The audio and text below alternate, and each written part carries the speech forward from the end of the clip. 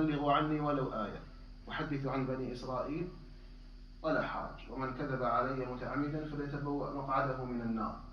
Hadith Sahih Bukhari. Convey from me even if it is one verse or one hadith, and speak about the children of Banu Israel without feeling any discomfort. And whoever lies against me intentionally, Jahannam will be waiting for him. That's the hadith.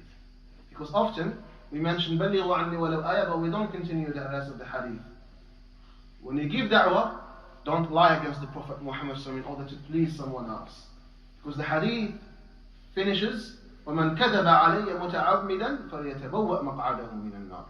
He who intentionally lies against me, your sit in Jahannam is reserved for you. You're a da'i or you're not. Always say the truth.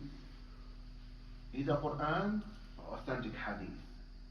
Do not try to explain the deen of Allah in a way which no scholar before you did.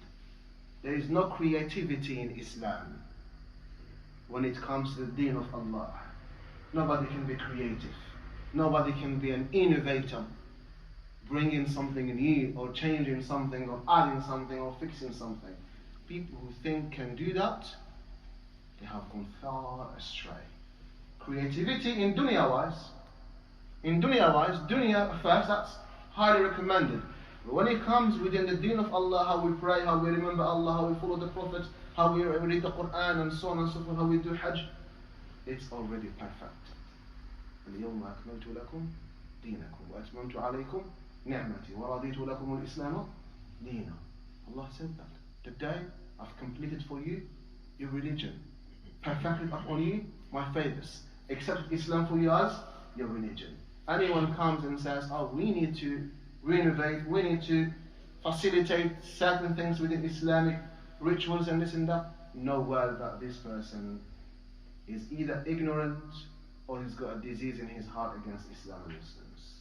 Always take Islam from the source of Islam, the Quran of Allah and the Sunnah of Rasulullah, based upon the understanding of the best generation existing in this ummah, the students of Rasulullah, the students of Rasulullah, and the generation after them.